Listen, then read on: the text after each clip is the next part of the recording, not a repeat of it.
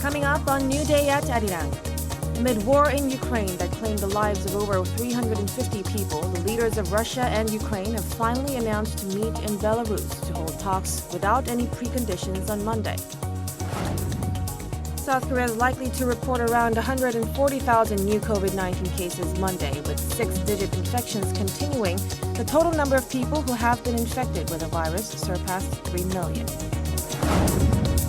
And overseas voters wrap up 6 days of voting for the March 9th presidential elections Monday. Meanwhile, in South Korea, the National Election Commission begins printing ballot papers with the names of 14 candidates beginning today.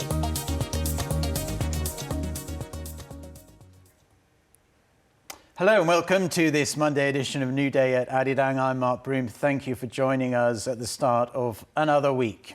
And I'm Kim Mo-gan. It's 8 a.m. in Seoul, Korea, February 28th. Over the next hour, we'll take a look at the big news stories of the day and get expert insights on the issues facing Korea and the world.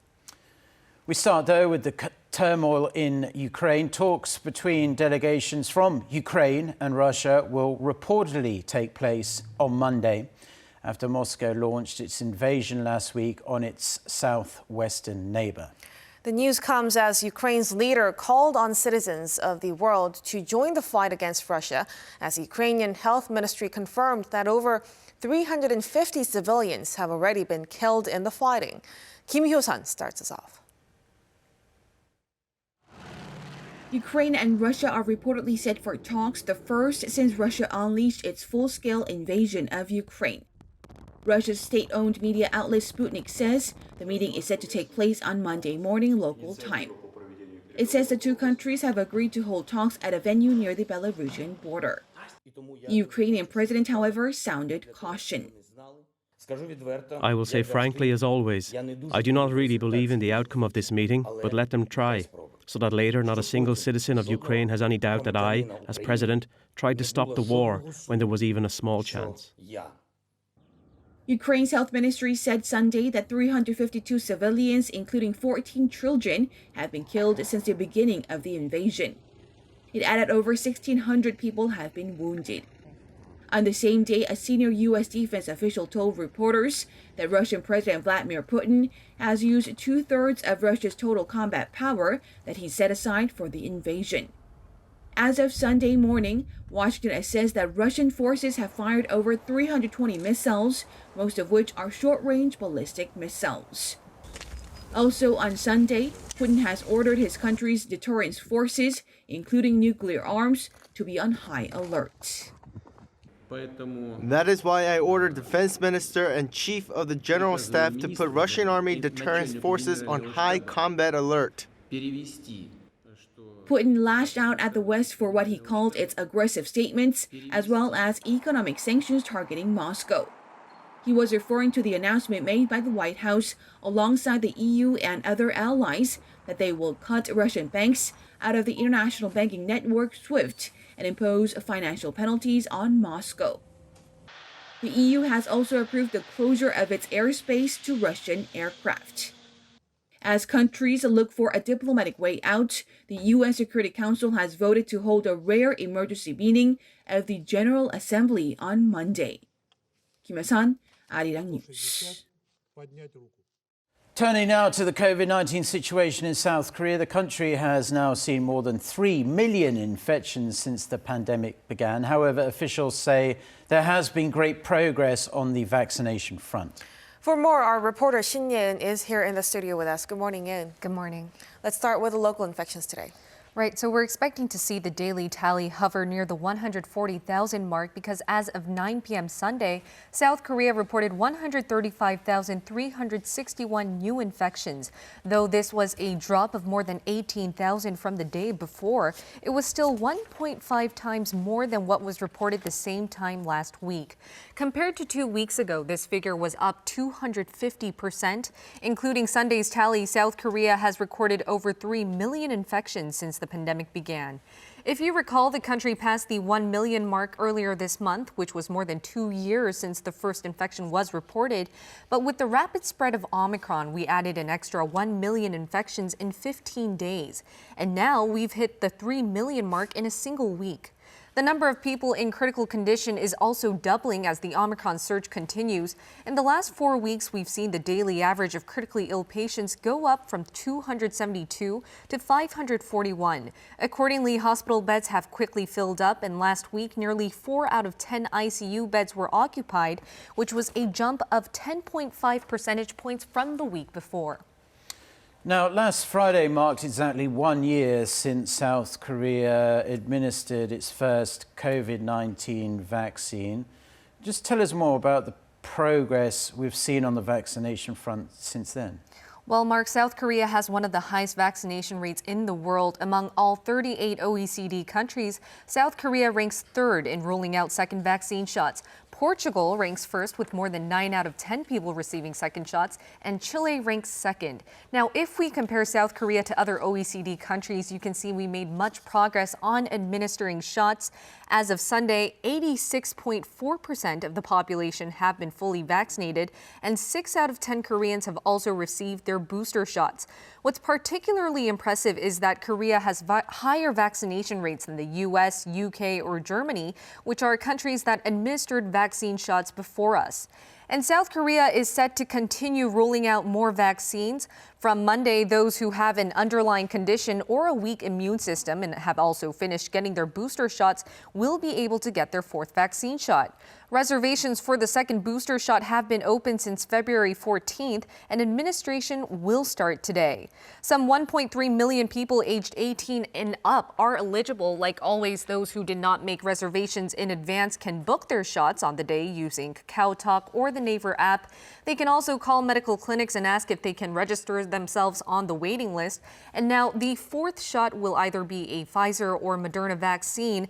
And speaking of Moderna, some 1.2 million extra doses are set to arrive later in the afternoon. And this is some part of some 150 million doses of Pfizer, Moderna, Janssen, and Novavax shots the government secured earlier this year. So how are South Korean authorities evaluating this?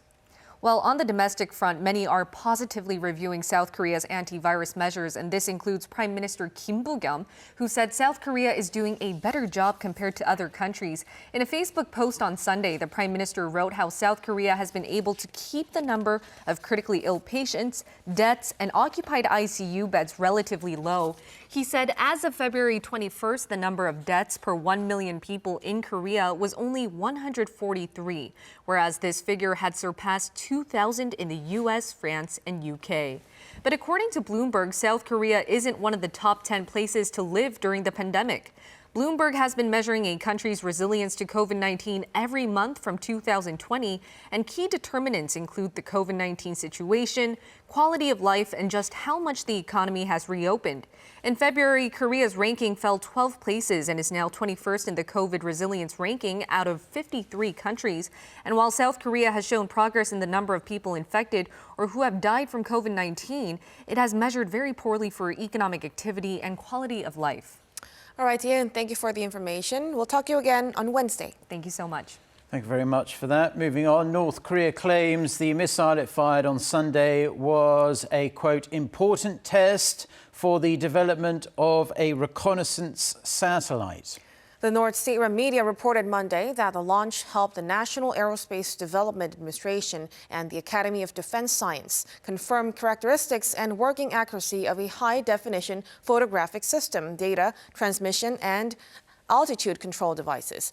According to the report, the test did this by carrying out vertical and oblique photography of a specific area on Earth. South Korea's Joint Chiefs of Staff said Sunday that Pyongyang fired a ballistic missile toward the East Sea on the same day in its 8th show of force this year. The U.S. has sharply criticized North Korea for its missile launch on Sunday, again calling the regime to hold talks. A State Department spokesperson said Sunday the test firing, like other launches earlier this year, is a clear violation of multiple UN Security Council resolutions and demonstrates the threat that the North's illicit weapons of mass destruction and missile programs pose to its neighbors and the region as a whole. The spokesperson then underlined Washington's commitment to the defense of South Korea and Japan and that it remains ironclad. Overseas voting for South Korea's presidential election comes to an end on Monday. Some 226,000 South Korean nationals living in over 100 countries have registered to vote, according to the country's election watchdog. In South Korea on Monday, the National Election Commission is scheduled to begin printing ballot papers for the March 9th election. There are over 44 million eligible voters across the country. There's now just about a week and a half to go until South Korea's March 9th presidential election. The biggest potential game changer thus far would still be a merger of the campaigns of the two main conservative candidates. However, a deal is proving elusive, as our Lee Kyung-eun reports. Yoon Seung-gi of the main opposition People Power Party held an emergency briefing on Sunday before hitting the campaign trail, addressing the much-discussed potential campaign merger with An Chol-soo of the minor opposition People's Party. Yoon said that the two sides negotiated all night and finally agreed on a draft of a merger deal. Yoon's camp even released a timeline without details, though. They were reportedly at the final stage of arranging a one-on-one between the two candidates, but the Yoon campaign was abruptly notified in the morning by An's team of a breakdown in the talks. Yoon says he's not given up yet. If Mr. An names a time and place, I'm willing to turn the car around on the campaign trail and visit him in person for an open discussion. I look forward to hearing from him. This would appear to contradict what An has been saying, that there have been no more discussions since he retracted his proposal for a merger last week, citing a lack of response from the Yoon campaign about his proposed method of deciding who should ultimately be on the ballot by holding a public opinion poll. Even prior to Yoon's announcement, An had ruled out any possibility of a face-to-face meeting. I'd already made a proposal about 10 days ago, and I was completely ignored. I got no answer, so I don't think it's right to keep making all these empty statements to the people. An's campaign released a statement admitting that negotiations did take place, but he said those talks broke down due to lack of trust, claiming that the PPP's disclosure of the talks proved that judgment was correct. On the Liberal side, the ruling Democratic Party said Yoon's disclosure of the talks was an effort by the PPP to blame the failure of the merger on An's People's Party. The conservative merger, had it come, could have boosted the opposition's chances of winning against Lee Jae-myung of the Liberal ruling Democratic Party. Young-eun, Arirang News. South Korea's four presidential candidates will fan out across the country on Monday to continue their respective campaigns after an anticipated merger, as we just heard there, between two of the candidates, Yoon Seok-yeol and An Chol-soo, fell through again over the weekend. Lee Jae-myung from the ruling Democratic Party will campaign in the southeast, visiting Pohang, Gyeongju, Daegu and Andong, all in the same day. Yoon Seok-yeol from the main opposition People Power Party visits Gangwon-do province, where he'll be highlighting his family's ties with that region. Shim Sang-jong, the candidate from the minor opposition Justice Party, will also be in Gangwon-do province. She's going to pledge to turn the region into a symbol of green and peace. The People's Party candidate An Chol-soo will campaign in the Liberal stronghold, the southeast Honam region, for the second straight day, with his campaign moving north to Jeollabuk-do province later in the day.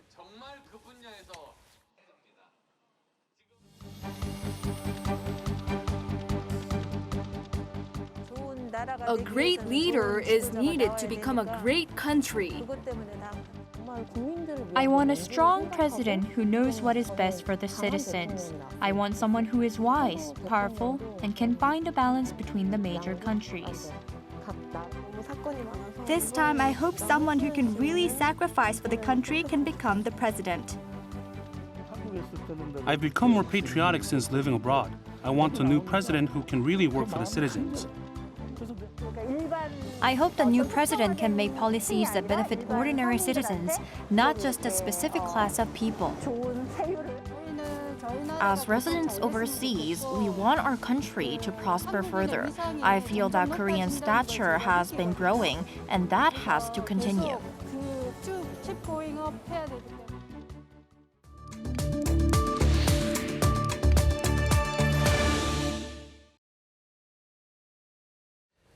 Now it's time for On Point, where we speak to experts to delve deeper into the biggest news stories in the spotlight right now. Omicron continues to run rampant across South Korea. New daily cases remaining well above 150,000 for numerous days in a row. The Prime Minister said last week that experts expect the peak to be around mid-March, with around 250,000 cases a day before it starts plateauing out. For more, we connect to Dr. Alice Tan, internist at Ms. Mary Women's Hospital in Seoul. Good morning, Dr. Tan.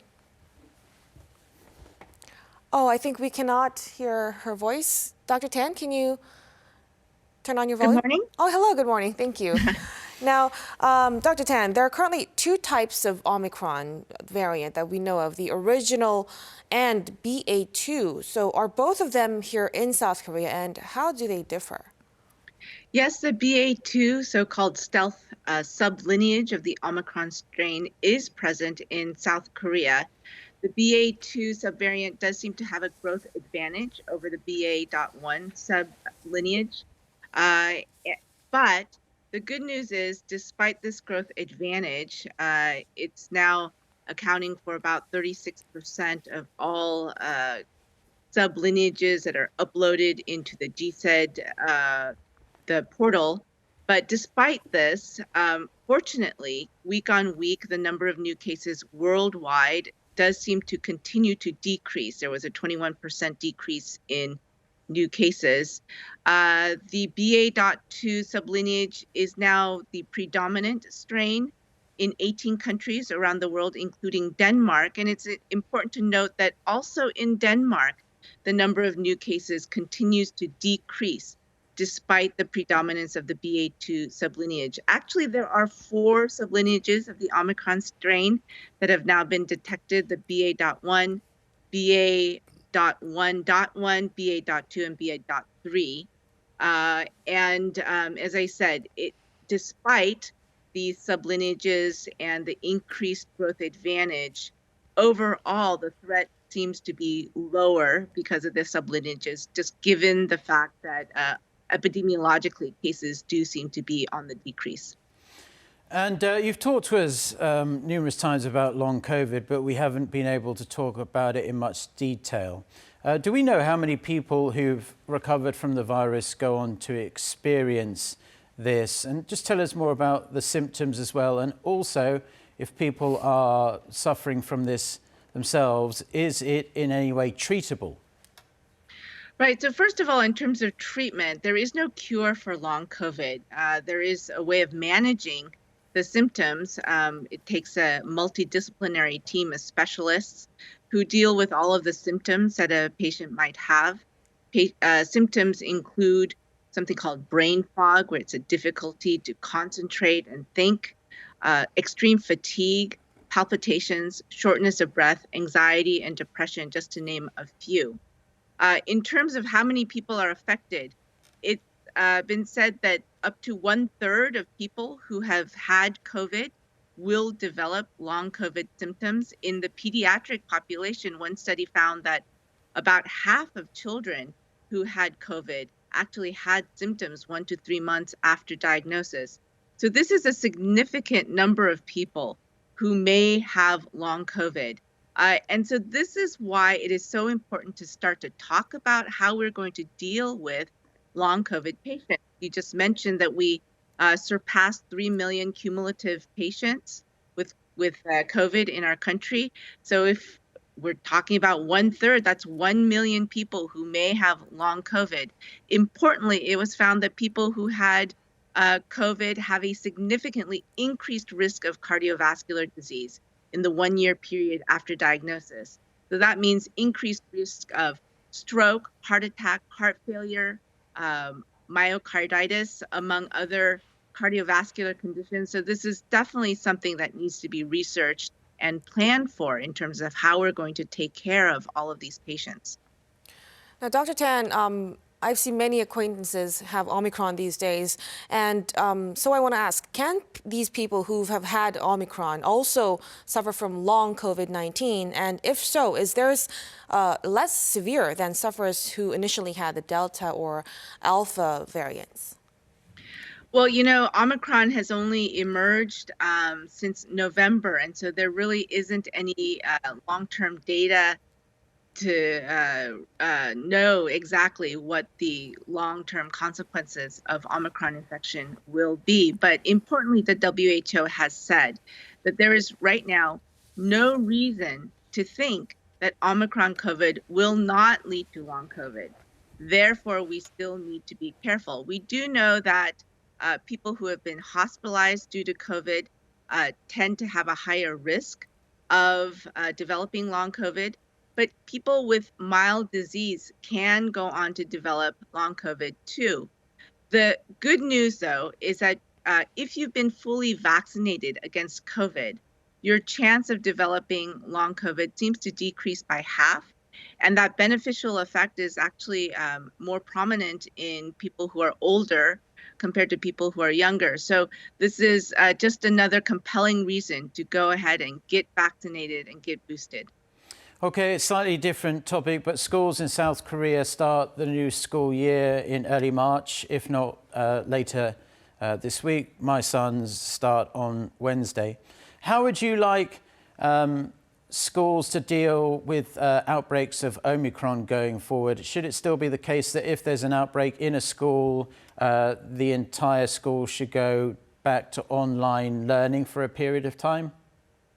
I really don't want to see any more school closures due to COVID.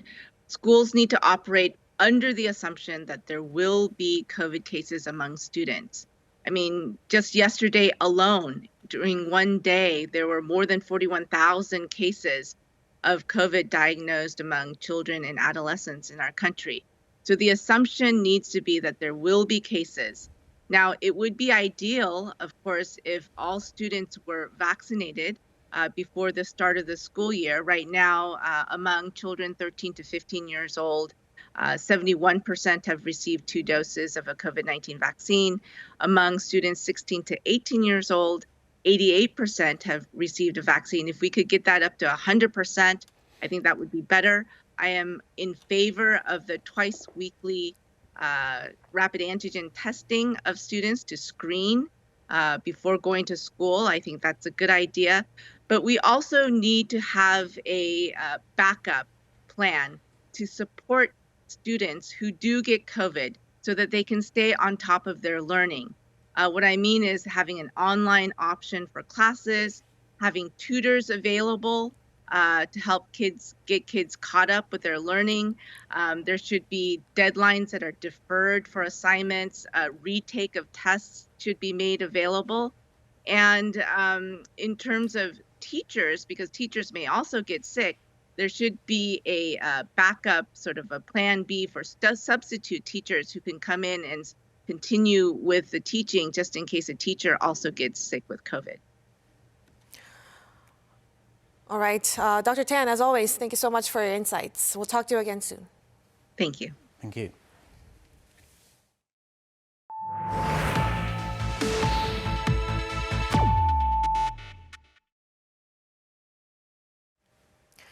Arirang News Center invited a South Korean Olympic skeleton racer to the studio last week. 22-year-old Jung Seung-gi says he believes he has what it takes to get on the podium in Italy in 4 years' time.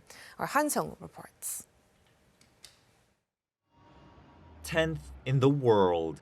That's how good Beijing 2022 skeleton racer Jung Seung-gi has become since jointly carrying the Olympic flag into the opening ceremony of the previous Winter Games in Pyeongchang as a bright young prospect 4 years ago.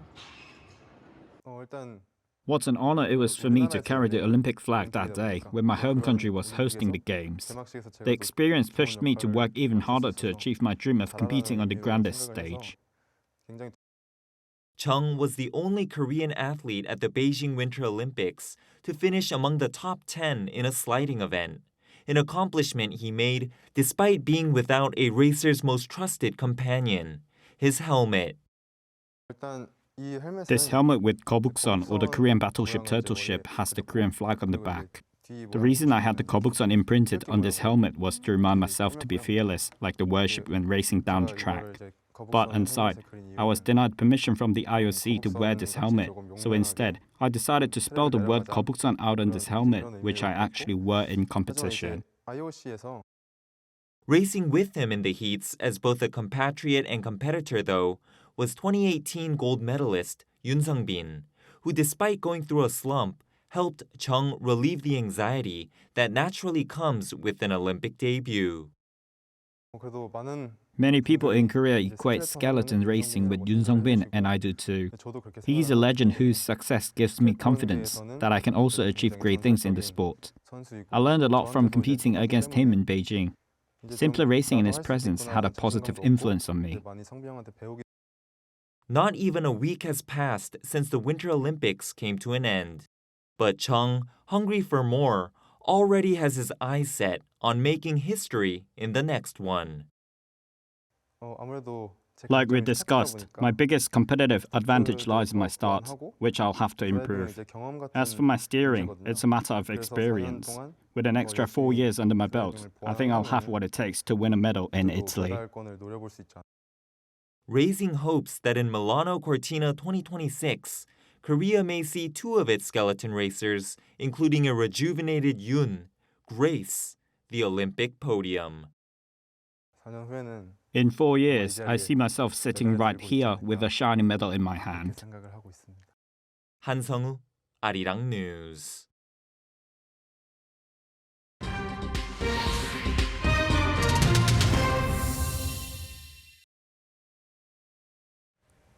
And now we cross over to our Oh Soo-young for global insight and an in-depth look at important developments in world affairs. Thanks very much, Morgan. It is indeed time for Global Insight, where we speak to experts from around the world on issues making headlines. Now, Ukrainians continue to put up a strong fight against the Russian invasion as the war intensifies, with thousands of civilians taking up arms to defend the capital. Battles have broken out in Ukraine's second largest city of Kharkiv, and with Russian troops closing in on Kiev, the situation continues to escalate. On Sunday, Russian President Vladimir Putin ordered Moscow's nuclear forces to be on high alert, further raising the stakes. We discussed the latest developments today, and joining us is Pavel Podvig, senior researcher at the United Nations Institute for Disarmament Research. It's very nice to see you again, Dr. Podvig, despite the circumstances that we're in. But welcome to the show again. And well, as we can all see, the very discouraging scenes, the war ongoing in Ukraine. Well, Ukrainians are putting up a very strong fight, and of course, Western countries have been sending over weapons to aid defense. For now, what kind of weapons are Ukrainians using to take out Russia's helicopters and tanks, and also are they enough? Well, as far as I can tell, most of the weapons, or all of the weapons that are supplied by the West, are so-called defensive weapons. So these are anti-tank missiles, anti-aircraft missiles, and things like that. Ukraine also has some uncrewed aerial vehicles, Turkish ones that apparently have been used as well. And it appears that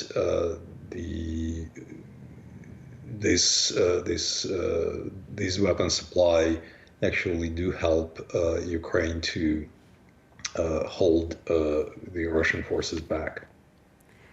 And well, perhaps Mr. Putin was hoping for a quick victory, but Russia's invasion force, though, it's being slowed and rather frustrated by Ukraine's very strong resistance. And of course, the Russian army's logistics forces, they're not exactly designed for large-scale ground offensives that are far from their railroads. And well, they would continue to keep needing replenishment of supplies. Do you think that Ukraine could perhaps exploit these kind of logistical challenges for the Russians to its advantage? Probably. It's hard for me to tell, because I'm not really an expert in conventional operations of this kind. Quite frankly, to me, this whole operation is a bit of a mystery, because it is difficult to imagine what was the the theory of victory, if you will, for Moscow. It's if you could look at the map the maps that are published regularly with the advances of Russian forces, you can see that Ukraine is a huge country. It's the biggest country in Europe, if you don't count the European Russia. And it's very difficult to imagine the scenario of an operation that would bring the entire Ukraine under some kind of control. So I quite frankly, I'm puzzled as to what exactly the Russian military had in mind. And well, Mr. Putin apparently has ordered Russia's nuclear forces to be on high alert. Do you then see a danger of Moscow actually using its nuclear weapons and really escalating what is now a conventional war to a nuclear war? And should such an attack happen, do you think, well, is there any way to deflect it?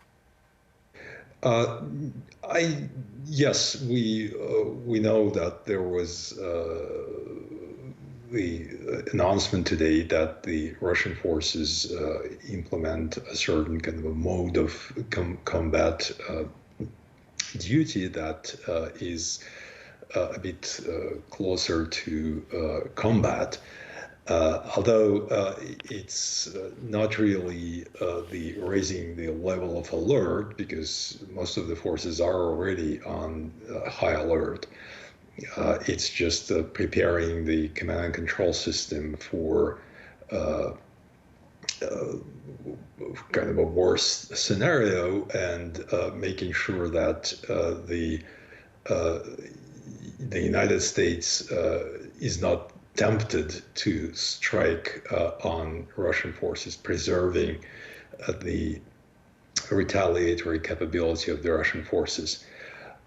So I think we could rule out the possibility of Russia's using nuclear forces in Ukraine for a variety of reasons. One of which is that would be the main reason it would be unthinkable. It should be unthinkable.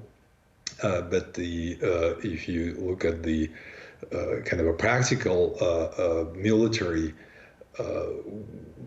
side of things, it would be totally useless because nuclear weapons are not actually good for military operations.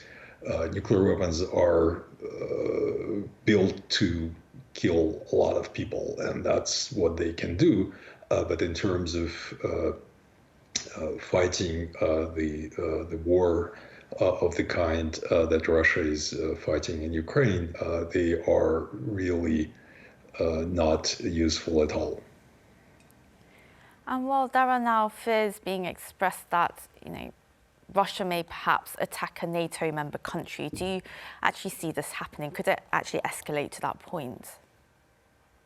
Well, as in any military conflict, and it's a very uncertain situation, and it's a crisis situation, there is also always a danger of what is called an inadvertent escalation. So things are happening, and sometimes things go the way that nobody could predict. And if you look at this war, there are many ways for the situation to escalate and to get the NATO states involved.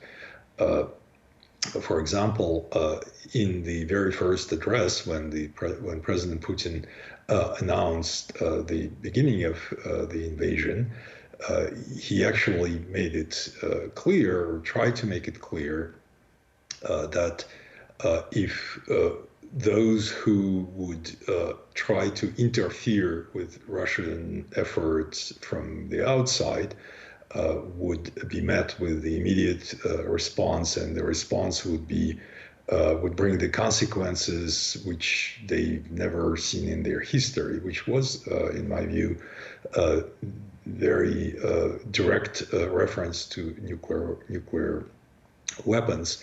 But that was in response to an attempt to interfere.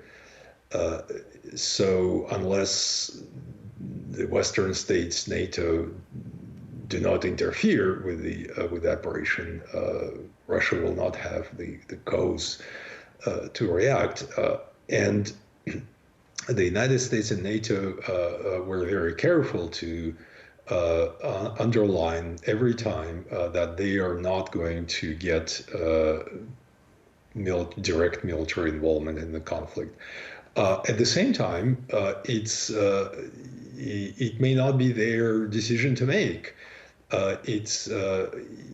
It would be President Putin and the Kremlin leadership who would decide what amounts to interference, whether the supply of weapons actually would be the line that Moscow would decide that this is the line that should not be crossed.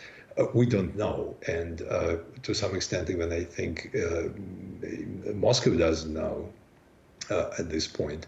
So I think there is a danger of escalation. There is a danger of things going in unpredictable ways, and I'll be honest. The fact that nuclear weapons are kind of waved around there does make me nervous, because I think, again, nuclear weapons should not be anywhere close to this conflict. And well, what would NATO do? How would it respond if Russia did happen to attack one of its member countries? Would it then, just escalate into a full-scale World War III? Well, technically, and NATO again made it very strong statements to that effect, that NATO has the obligation to defend its members if they are attacked. So I would assume that if something like that happens, then NATO would have to react, and there are many factors here, and the credibility of the alliance is very important for NATO members. I think this, again, it's hard to say exactly what would happen, because things, again, could go in unpredictable ways, and there is a danger of people overreacting to certain events, but I think that's the main danger today. And well, the UK government is apparently preparing for a situation where Russia takes over Ukraine and the Zelensky administration becomes a government in exile. Do you think that is the situation that we're headed towards? It's hard to tell. I don't think that things will get to that point. I do hope that the situation will resolve before that. So I'm not sure that this is really the kind of scenario that we should think about, if only because there is if you take like a cold look at this situation, I think it is understood that the Western Ukraine would be off limits for any Russian forces, and there are many places in Ukraine where the government could relocate if, God forbid, Kiev will be taken over. And well, it seems that it's really hard to understand what President Putin's intentions really are, and it's particularly baffling because it seems that even Russians don't want this war and they're protesting against it on the streets. So why do you think Putin is pressing on with this? That's a very good question. And quite frankly, I don't think that many people know the answer. I must say that I agree, and what I see from comments from my colleagues from various conversations, and I see that this war has almost no support in Russian society. Some people protest actively, as you can see, and it's totally non-organized. So there is no leadership at this protest, but people just come out because they feel that this is definitely not the kind of war that they want to be associated with. And again, I talked to many of my friends and colleagues, and the sense, the deep sense is that it's really tough to be associated with this war, being Russian these days. And I'm glad to see that many of people, and I would say very much all people whom I respect as professionals, as friends, they definitely do not support this war. And lastly, Dr. Podvig, well, for now, Western countries are ramping up sanctions on the Kremlin. So selected Russian banks, they're going to be expelled from SWIFT, the international banking system, transaction system. So that would really be the first step in disconnecting Russia from the international financial system. And well, countries, they haven't gone so far as to enforce a travel ban on Mr. Putin yet, but well, all of these things considered, what impact do you think these measures would have? And do you think they'll actually make a difference on what Mr. Putin chooses to do or not to do? Probably not immediately, and because I think quite frankly, I think many people are surprised by the extent of the sanctions that are being put together. And there are some of them have the potential to hit Russian economy really hard and Russian people. But at the same time, it was clear before the war started that the sanctions, the pressure would be very serious, and still it didn't stop the war. And again, as I said, very much all my colleagues in Russia, or those who know Russia well, and myself included, they did not believe to the very end that this invasion will start, because it really, if you compare the potential costs of this operation with the benefits, which are very much non-existent, it's just very simple calculation, even just from the pragmatic point of view. But nevertheless, it did start, and I'm afraid that that was a result of very closed and very non-transparent and very isolated political system in Russia. That was Pavel Podvig, Senior Researcher of the United Nations Institute for Disarmament Research. Thank you very much, Doctor, for your time today. Thanks for having me. Thank you.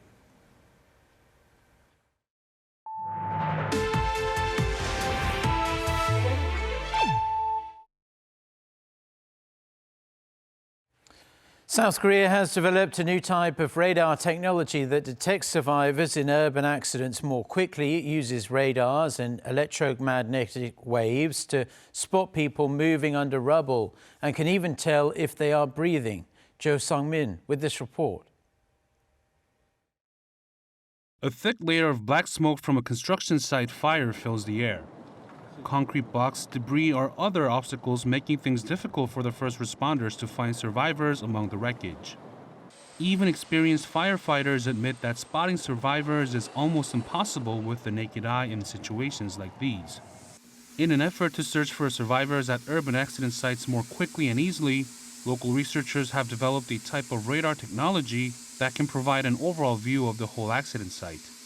The radar tracks people's movements using electromagnetic waves and displays them on a screen.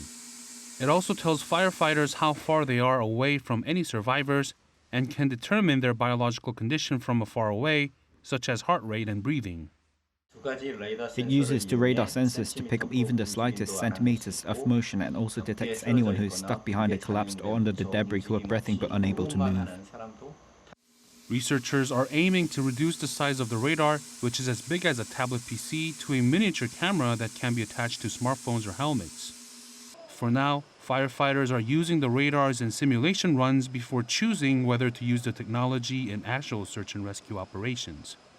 조성민, 아리랑 뉴스.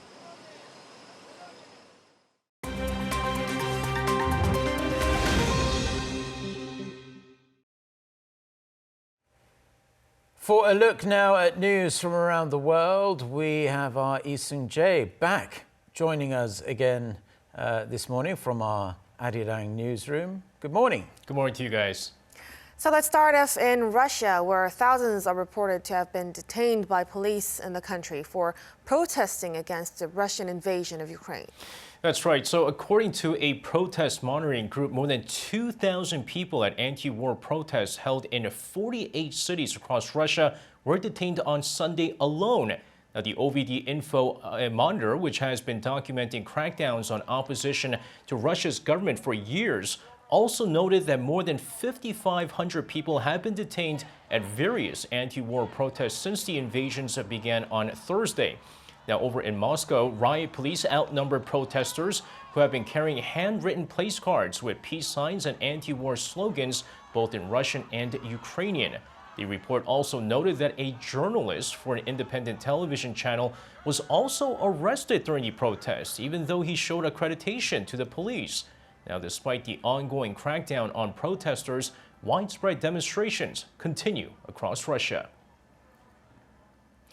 Now, massive anti-war protests continue to take place throughout the world as well, but some are bigger than others, including those taking place in Berlin. More than 100,000 people were seen protesting in solidarity with Ukraine in Berlin on Sunday, calling for the end of Russia's invasion. Train and underground services were interrupted in some parts of the German capital as thousands made their trip to the Brandenburg Gate near the Russian embassy. Meanwhile, Americans were also seen protesting across the U.S., including in Chicago, home to a large Ukrainian community. Now, protesters at the Millennium Park sang the Ukrainian national anthem, chanted slogans, and marched for more than an hour, temporarily shutting downtown traffic. Protesters were also seen gathering outside the White House to urge the government to support Ukraine. Now, history has been made over in China following the launch of a Long March 8 rocket to place 22 satellites into orbit on Sunday. Marks a domestic record for the most spacecraft launched by a single rocket. The blastoff took place at the Wenchang spacecraft launch site in the southern Hainan province. The satellites will be mainly used for commercial remote sensing service, marine environment monitoring, forest fire prevention, and disaster mitigation. The latest mission also marked the 409th flight of the Long March series carrier rockets. And finally, Iraqi archaeological authorities have restarted a renovation project at the ancient city of Hatra following destruction at the site caused by Islamic State militants. Officials say nearly 15% of the site was destroyed by IS. Hatra is a UNESCO World Heritage Site and among many sites destroyed by the Islamic State when it ruled parts of Iraq and Syria. It contains some of the richest archaeological treasures on the planet.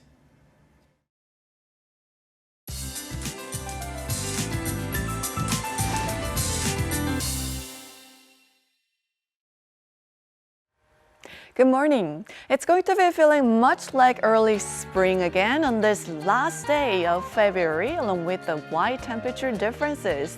So sub-zero morning lows will turn into a double-digit highs in some parts of southern provinces.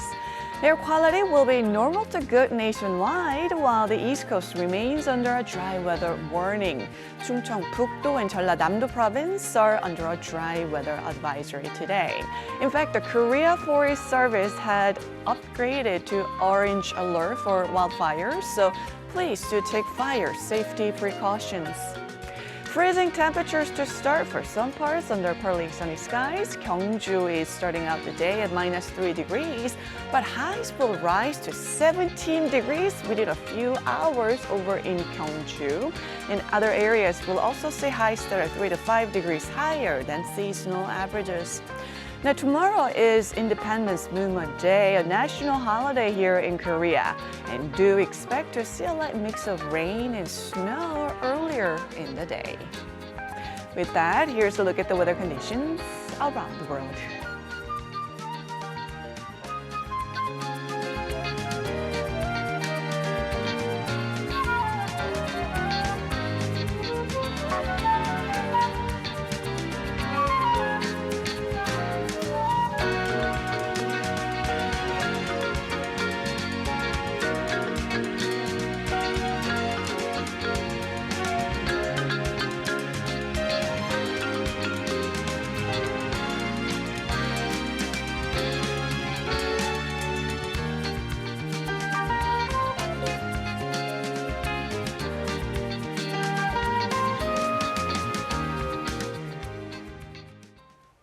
And that's all we have for now, as tomorrow's National Independence Movement Day, a holiday in Korea. Mark and I will be back for another episode of New Day at Arirang at 8 a.m. Korea time on Wednesday.